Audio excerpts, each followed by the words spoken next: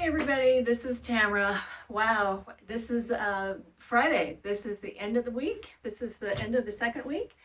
And what a week, right? We ended last week with what? Do you remember? We ended with love is patient. Love is patient, and then we started right in with love is kind, and then love does not envy and is not jealous. And those lessons were long, and I apologize, but I think I mentioned that these were some heavy hitters. And really, each one of them could have been a lot longer, but I try to keep it as short as possible and try to, really hone in on what the matters, what the issues really are, and how we need to deal with them. But boy, what a week, right? So I hope that you are doing great and you are rolling with it and you're answering the questions and you're letting the Holy Spirit work with you and you're letting the Holy Spirit guide you and show you things. I hope and I pray this for you, that the Holy Spirit really will get into some hidden places in your heart that you have covered and tried to protect. Well, that was fine for then, but now it's time for stuff to come out. And again, this is between just you and the Lord. It's not between you and everybody else. And it is up to you if you want to share it. Well, I didn't want to share anything that was happening in my life when this first got started. I was just so thrown off course of my life when all this began to happen. It got so bad for me that I would be in my normal situations where I would go to family events and whatnot. And I had no problem talking to everybody in my family. I love all my family, and it's a huge family. I got cousins, my sister, brother. I'm close to my cousins and my nieces, and they're my best friends. No problem talking to anybody.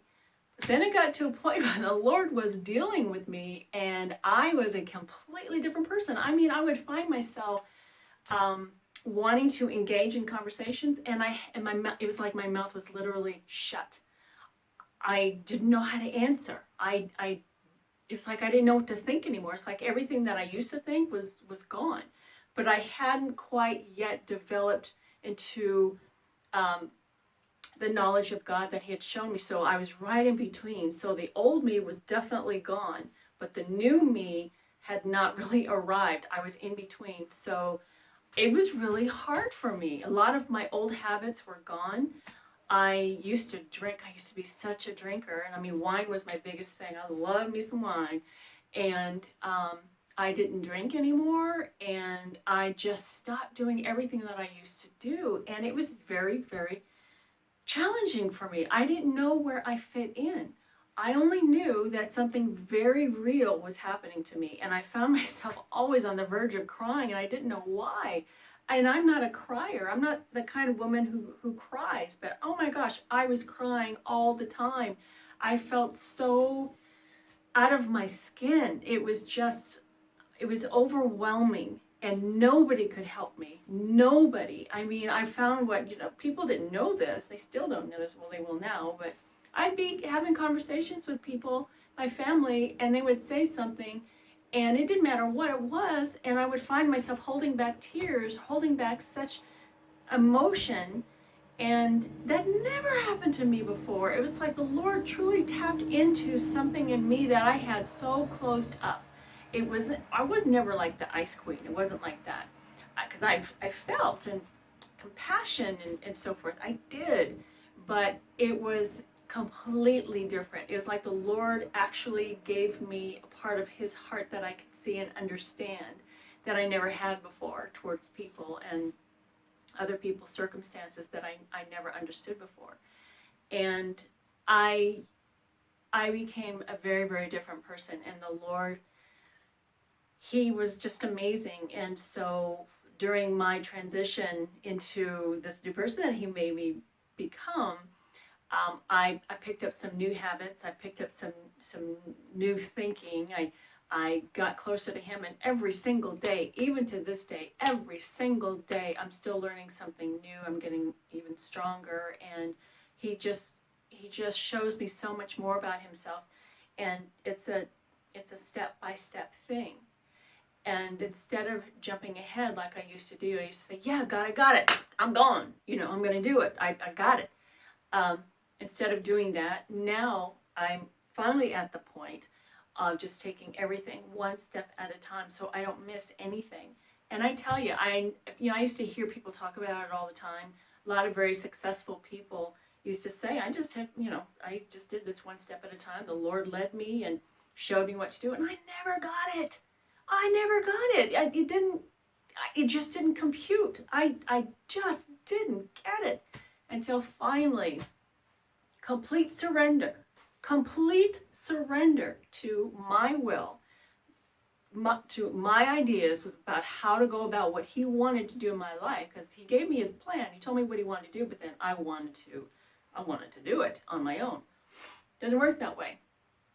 When I finally just said I surrender, because nothing I'm doing is working. I know I heard you. I know what you showed me. I know what you showed me in the Word. I know that all the stuff that I went through is not for naught. So I know you showed me.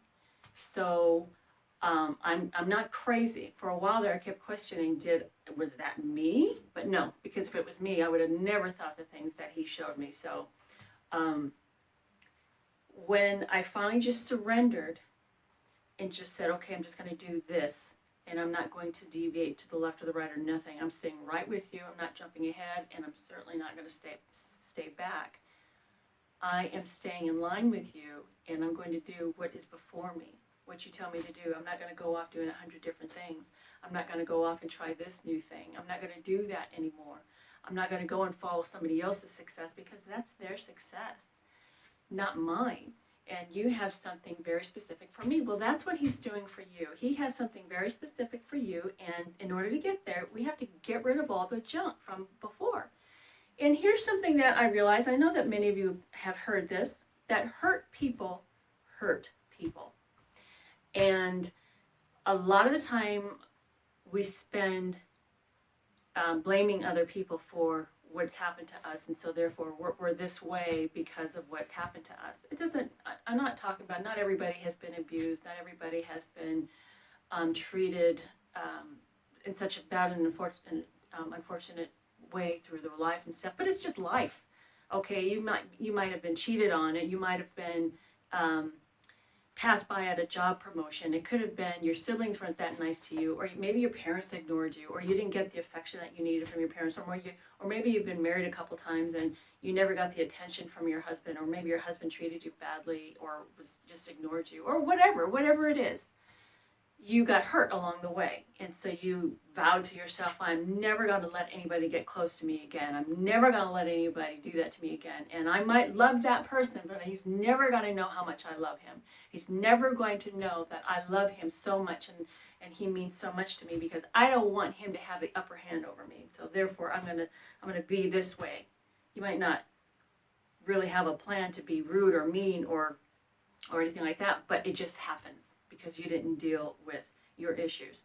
Now, I know you've heard that we can't change what's happened to us. We can't change what somebody did to us, but we can change ourselves. That's true. But a lot of times, speaking for myself, these big things that I had to change myself, I couldn't do on my own. I needed the Lord to help me. And when I finally surrendered to him and let him do the work, it wasn't easy, as I've said, but it was thorough. And I think that's what we're looking for here. So we want to make sure that the people that are closest to us, and anybody, this is what this whole thing is about, is love, and love isn't, because we have an idea of what love is, and so we act it out, and then we find out that's not love. That's selfishness. That's greed. That's not being very patient. That's not very kind. And those things are not love. And so we need to unlearn the things that we did before and how we operated in love, and come face to face with our part and what we did. And that's hard. That's really, really hard. And we become not very nice. And I have mentioned that many times. We become women that are not very nice. And we have great intentions on being this nice person, but we have not shown it. And we have hurt a lot of people along the way. And that's what this particular study is about. And I was thinking about this. What did I want to say in the closing of this week? What did I really want to say? And I guess I just wanted to address this, that there's a lot of women that have been hurt and that have just been devastated through their lives, and they've gone through horrible things. And there are a lot of ministries for that. There's a lot of women's organizations that help women in those areas. And that's wonderful. Oh my gosh, we so need those ministries. There are so many women that are hurt and are trying to get through and get past those things. And so they have great ministries, and they have great women's organizations, and then churches have groups of women that address that, and that's wonderful. But there's this group of women that, because of things that have happened to them, they have had a hard shell. They want to prove that they are not weak. They want to prove that they can do anything. They want to prove to everybody else that was perhaps not very nice, that was cruel, that was rude, that was, that treated them badly, cheated on them, whatnot, and they have become hard and mean, and they even call themselves Christians, but they are mean because they're angry, and they just don't want to break down that shell. They don't want to reveal what's really inside. They don't want to do that. It's very vulnerable. Well, that's what this is about. And I believe that this is what the Lord wanted me to do, is to address this group of women, because that's who I was, and that's where I'm coming from. I have to be honest. When I was going through all my stuff, this is the truth. When I was going through all my stuff, I was crying all the time. I could not be around people when I was crying. It's not because of feeling weak.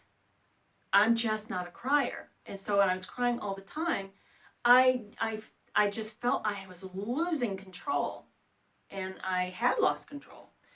And I just am not one of those kind of women that likes to be around other women and cry about our problems. I am not like that. And so when I cried a lot, I did a lot of it myself. There was a few times that I would go to my sister, whom I just absolutely adore, and would go to her and I'd be talking about what I'm going through, and then I would fall apart and I would feel so terrible because I lost it, because I could not hold it together, and I was just crying, and she'd want to hold me. I was like, no, you don't have to hold me. I'm just letting go. I just want you to hear me. And she said, I want to show compassion. I'm like, I know you're compassionate, but I just need to talk. And I'm just bawling. I'm like, I just need to talk. And so I'm not that kind of person. And I know I'm not the only one. So if you feel like you're not tender enough, or you're not compassionate enough because you can't, let all that stuff out, you're not the only one. So don't feel bad. You are who you are, and you express how you feel the way that God made you. So know that. And I'm okay with that, being a crier. I'm okay with that. I love people. I do cry now appropriately. Before it was just all the time. But now God has balanced everything now. So now I feel more normal. But still, there's that part that I'm talking about with women that have become so hard, and you do not allow yourself to become vulnerable because you don't want to deal with the crap that's inside. You don't want to come face to face with what you have done. You don't want to come face to face with the hurt that you have caused, because like I said, hurt people, and that's a fact. So we need to get to the core of that. We need to understand. We have to undo all the garbage that was done before. We need to undo all that and learn it God's way, and let Him bring that stuff up. Let Him bring it up. That's a safe place. He's safe. Let Him do these things for you. Let Him. And you will be amazed. You will be very amazed. I did a blog one time a couple years ago when I was really changing, and it was just so apparent. And my favorite color is royal blue. That's my favorite color. And I hated the color pink, because to me the color pink meant it was so feminine, it was so weak, it was so passive. That's what it represented to me. And I just didn't like it at all. And then the Lord, I'm just telling the truth, but then the Lord changed me and I became this ball of mush. This, just a ball of mush. And then I felt tender. I was in a position of being quite passive and weak and all that.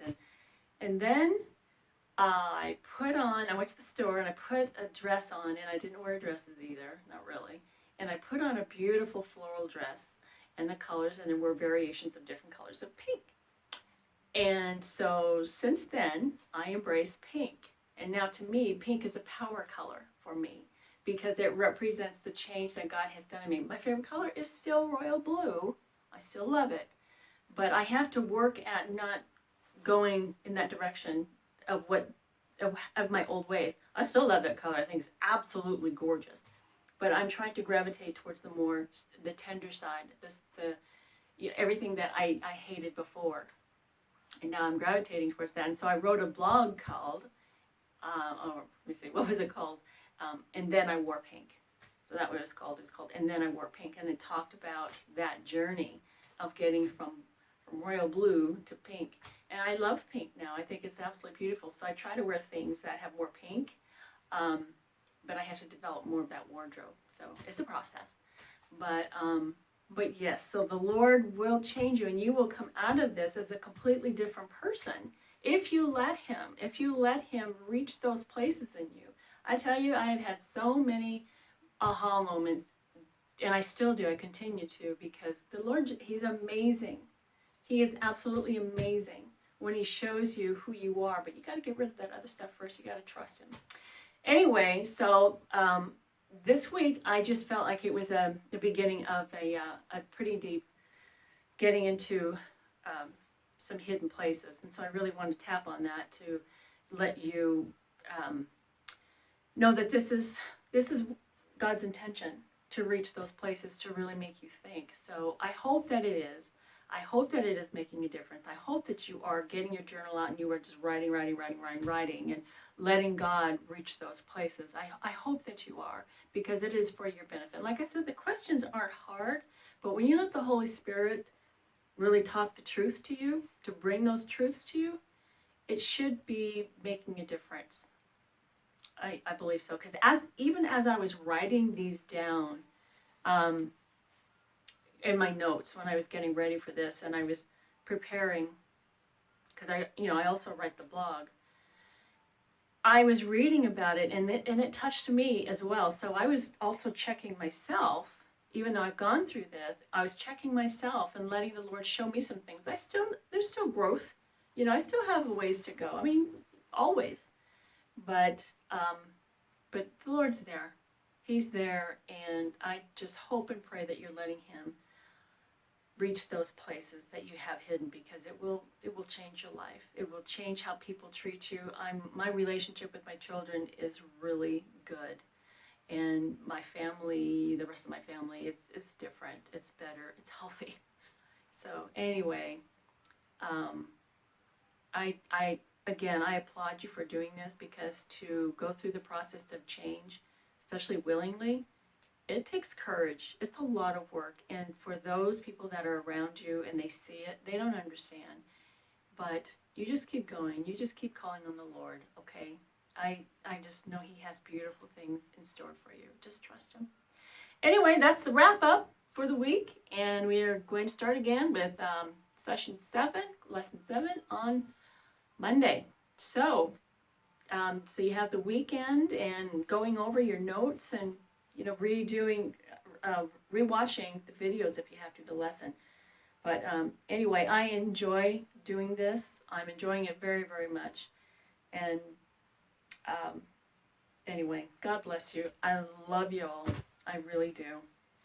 Okay, so have a fantastic weekend. Okay, and study. All right, bye.